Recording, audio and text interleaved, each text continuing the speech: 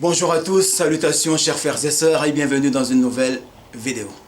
J'ai pu apprendre récemment de l'existence de l'état de la diaspora. Et bien évidemment, moi-même faisant partie de la diaspora, je me suis dit comment ne pas réagir, bien évidemment. Alors la première chose que j'ai envie de dire, c'est que j'ai pu apprendre que M. Louis Georgetin était le premier ministre de l'état de la diaspora. Et je me suis posé la question, bien évidemment, à savoir, si M. Louis Georgetin est Premier ministre de la diaspora, la question que je me suis posée, c'est qui est son président? Qui est son président? Parce que s'il n'est pas le président de l'État de la diaspora, cela veut dire que quoi? Nous sommes toujours un État dans l'État. À quoi ça sert d'avoir un État de la diaspora si il faut qu'aujourd'hui, que ceux qui revendiquent liberté, égalité, fraternité, ceux qui, depuis 1848, se sont battus pour que nos chaînes, que ce soit dans nos têtes ou dans nos jambes, soient vraiment libérées, cassées, fracturées et tout ce qu'on veut, soient toujours mis aujourd'hui en 2019 sous tutelle en fait. C'est un État sous tutelle en fait.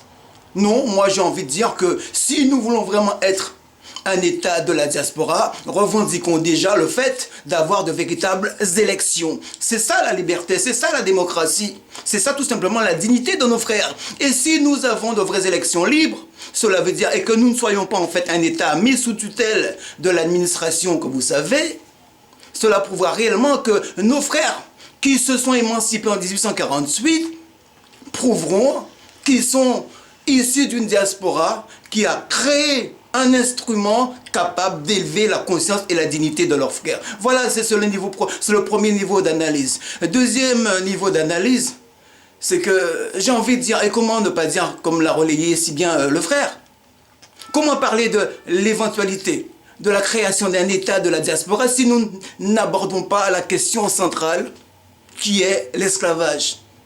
Nous savons très bien que ce soit en Libye, en Mauritanie, au Soudan, nous avons nos frères qui sont toujours esclaves dans ces pays-là. Donc si nous voulons avoir un État de la diaspora ici, où nous voulons élever la conscience et la dignité de nos frères et faire en sorte que nos frères et nos sœurs puissent avoir un avenir meilleur ici et en Afrique, il est capital aujourd'hui, chers frères et sœurs, d'aborder la question centrale qui est l'esclavage. Donc j'ai envie de dire que l'occasion est arrivée aujourd'hui, chers frères et sœurs, de nous dire que vous soyez M. Louis Georgetin, la LDNA, Claudiciard ou M. Bellatar, l'occasion, elle est là. Elle est bien belle. Asseyons-nous tous sur une table. Asseyons-nous tous sur une table. L'occasion est venue de nous dire, de nous asseoir. Réunissons-nous de façon à trouver les solutions, de façon à lutter efficacement contre l'esclavage en Libye, en Mauritanie, au Soudan. Parce que nous ne pouvons pas nous ériger en tant que diaspora si nous avons toujours quelque part nos frères et sœurs qui en Afrique sont des esclaves. Cela veut dire que si nous sommes aveugles, si nous n'avons aucune empathie pour ceux qui sont nos frères qui sont en Afrique et qui sont esclaves, cela veut dire que quoi? Comment pouvons-nous être dignes de ce que nous sommes et revendiquer d'avoir une diaspora quand nous avons nos mamans et nos soeurs et frères en Afrique qui sont toujours esclaves?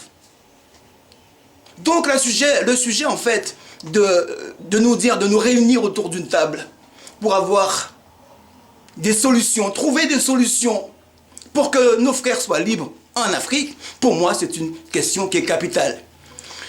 Troisième chose que j'ai envie de dire, c'est que j'ai pu apprendre aussi que dans cet état de la diaspora, que nous avons un parlement. Vous voyez, les choses vont très loin. Un parlement composé de 5 députés venant d'Afrique du Nord et venant d'Afrique noire. Alors, je n'ai rien contre qui que ce soit, bien évidemment, chers frères et sœurs, mais je pense qu'il est important d'être cohérent, d'être un maximum rationnel dans nos têtes. Nous savons très bien qu'en Afrique du Nord, nous avons 3 pays que sont l'Algérie, Maroc, Tunisie.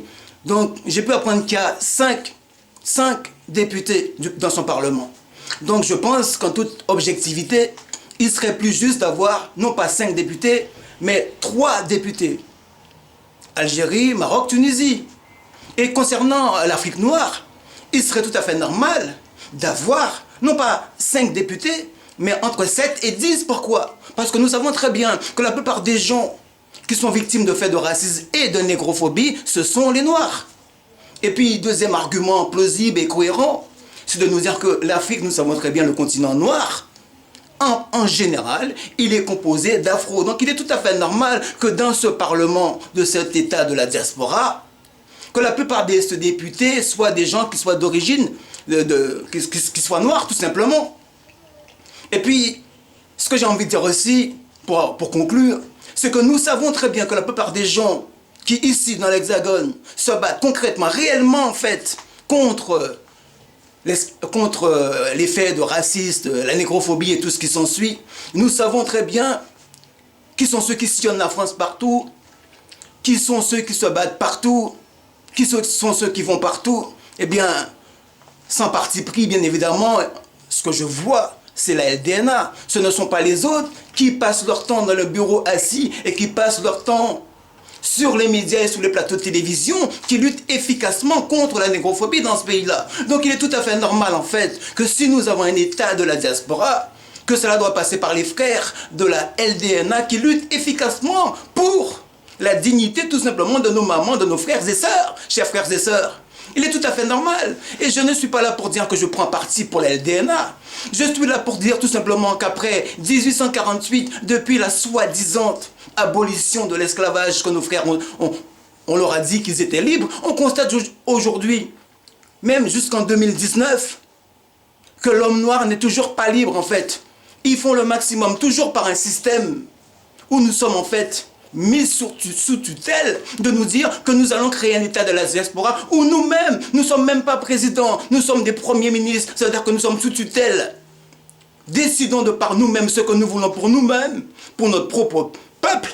Et là, à ce moment-là, nous pourrons dire que nous sommes fiers d'avoir un État de la diaspora, mais à condition que ce soit nous qui soyons des présidents et non pas des premiers ministres. Et puis deuxième chose, les dernières choses que je voudrais dire, c'est que réclamons aussi dans cet État de la diaspora qu'il y ait des élections libres. Cela veut dire que quoi? Il faut que ce soit nos afros, nos frères et sœurs qui puissent voter. Parce que nous vivons dans un pays de droit, un pays libre basé sur quoi? Liberté, égalité, fraternité, de nous dire que si nous avons un État de la diaspora, il faut que son président ou son premier ministre soit le fait de ceux qui ont voté pour lui et non pas ceux qui ont été désignés par un système. Merci à tous, il y a une prochaine vidéo.